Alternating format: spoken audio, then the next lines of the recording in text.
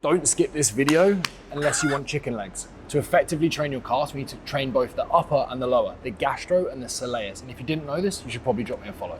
Now, standing calf raises are gonna target this upper part of your calf. Just a standing calf raise like this is gonna be one of the best things. We wanna elevate that toe so that we can get a big stretch at the bottom and a big squeeze at the top. And you can use dumbbells to make this harder. In order to train the soleus, the bottom part, we need to do it seated. This is a fantastic variation if you haven't got a seated calf raise machine.